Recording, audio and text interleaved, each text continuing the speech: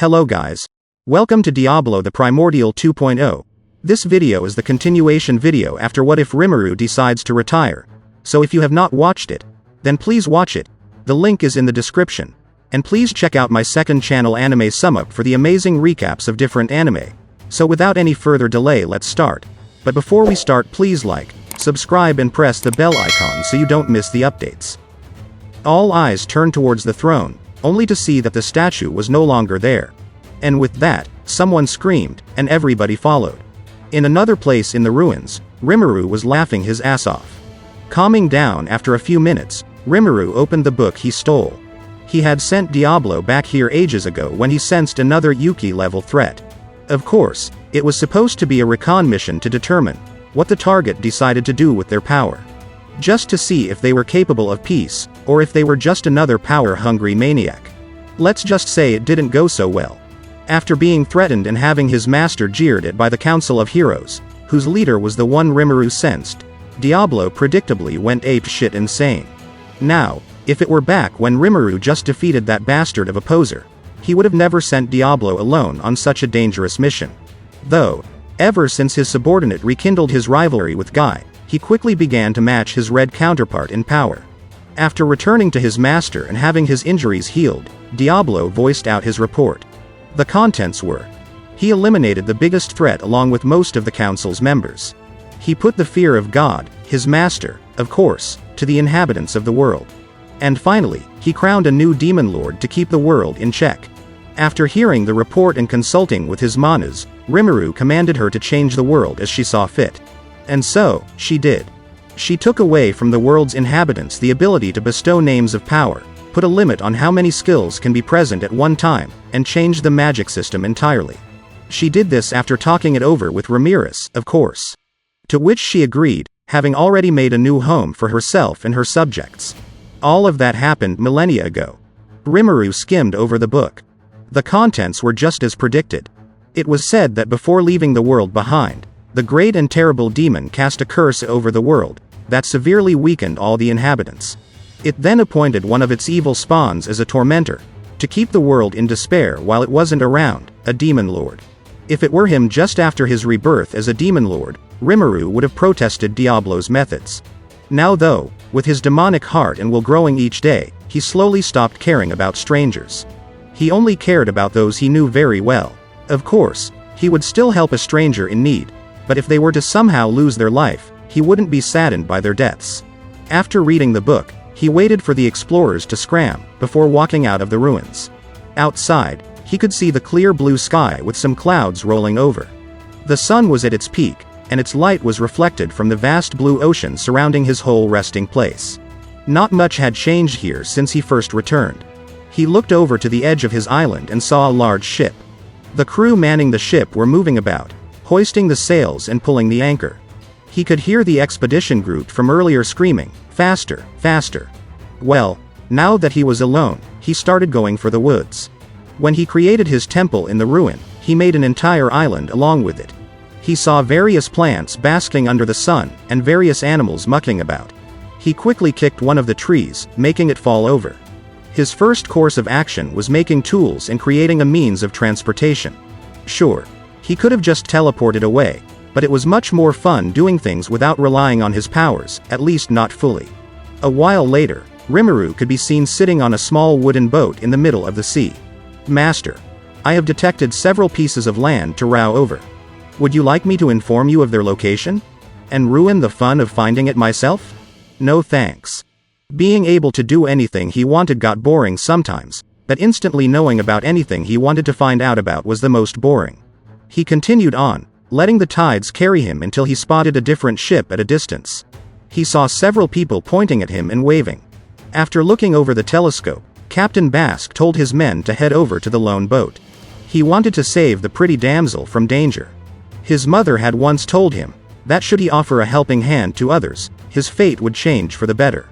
As they came closer to the boat, Basque called her over. "Hello there. We mean you no harm. We see that you are in an unfortunate situation and have come to offer you a ride." Now standing, the young woman who looked around 20 years, replied with a smile. "Thank you, kind stranger. I wish to kindly accept your offer." And with that, Rimuru found his ticket to land. Sitting in the captain's office, both the captain and the drifter conversed. I see.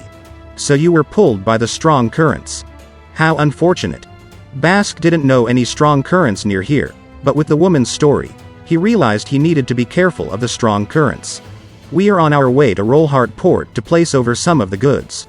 If you have any place to go before there, we will gladly send you there. The blue-haired woman suddenly grasped one of her hands before placing a silver ring on his table. I thank you once again, kind sir. I wish to go to Rollhart as well, but I am hard-pressed to join you without giving any compensation. Here is a silver ring I obtained from one of my journeys. I don't know how much it sells for, but I hope this can make up for your intrusion. The middle-aged captain took the ring without much hesitation. His father told him that if he were given a gift with no strings attached, he should not deny it. Thank you for this ring. It should be more than enough to pay for food and a room in this ship. Welcome aboard, Miss Rimuru. Just Rimuru, she answered with a smile. Rimuru had gotten used to being called a woman. He had been on that scenario so many times, that he stopped caring what other people saw him as. He figured he was too old to be worrying such things. In the end, it proved very useful to him in negotiations. As his power grew, so did his body. He was now a mirror version of Shizu-san with a few differences. He was currently in one of the private rooms the ship had. Hey, Seal. Yes, Master? Would you want to travel with me in person? I would like to decline that offer, Master. Being with you is enough. Alright. Rimuru shook his head and laid down the bed. Wake me up on time, okay? Understood. And with that, he drifted off. Seagulls flew over the bay, cawing along with its brethren. After saying his goodbyes, Rimuru set foot on the wooden platform and walked off to Rollhart Port. Rollhart Port was bustling with activity in the middle of the day. From the street vendors to crew members, they were all busy with their jobs. Rimuru could smell the fish, spices and many other goods around here. After exchanging some goods, he created himself with some falled coins, the name of this place's currency. He went on his way, leading to the middle of the port's town. He eyed at the stone buildings on his sides. It all felt like a medieval pirate movie set, which made him giddy. His nose then caught something delicious cooking. With him being the literal incarnation of the sin of gluttony, there was no way he would turn away from such delectable smell.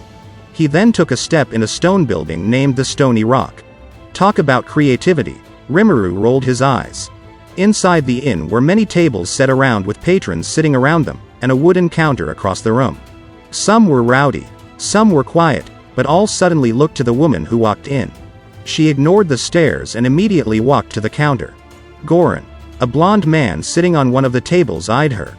Before she reached it, the thug walked over to block her way, and grinned at her as he talked. Oh, hey. You look like you could use some company. Why don't you sit with us over there? Goran chuckled as he saw two his pals surround the chick with him in a three-way. It looked like he lucked out with this one. Sorry, but I will have to refuse. The lady suddenly said with a smile. To which the thug frowned in anger. I don't think you understand your position here. He pulled his sleeve up, revealing his egg-shaped tattoo with an M written on top of it. He grinned when the rest of the inn quieted down. Fearful stares were directed at him and his tattoo. He knew he made the right choice joining the Morgmoth's gang. The people feared him. He had enough position to fuck over almost anyone in town, and all he needed to was do some labor work in the gang. Let me repeat. You will come with us. And let me repeat to you. No, no. Her smile suddenly looked more challenging. Goran was now frowning deeply. Listen here, you. As he was about to grab her, one of his fellow gang members came in through the entrance. Boss called for all of us to the hideout, he said in between heavy breathing. Huh. Looks like you'll get away this time. Better run away before I find you, bitch, he sneered before going out of the inn. With the troublemaker gone, the inn became lively again, though a few looked at the blue-haired girl worriedly. Meanwhile, Rimuru himself smiled, thinking this'll be interesting. After getting his fill, the retired god kept walking mindlessly across the town. The novelty of going to random places without any purpose was starting to wear down. It wasn't like the first time he'd been reincarnated. He still had a goal then, no matter how naive it was. He couldn't help but compare the past with right now. Back then, he traveled the forest and encountered some poor goblins. Now, he traveled by boat and found hard-working humans. If he had met humans instead of those goblins for the first time, how would he have turned out? Well, other than dead, of course. He couldn't help but think of all that happened. Rimuru chuckled and shook his head. "Excuse me, big sister." He looked down and saw a little girl in dirty rags. "Could you spare me some coin?" she asked with widened eyes. And that's it. Thank you so much for watching. And if you guys have not watched my other videos, then please watch them. The links are in the description. And don't forget to like, subscribe and press the bell icon so you don't miss the updates.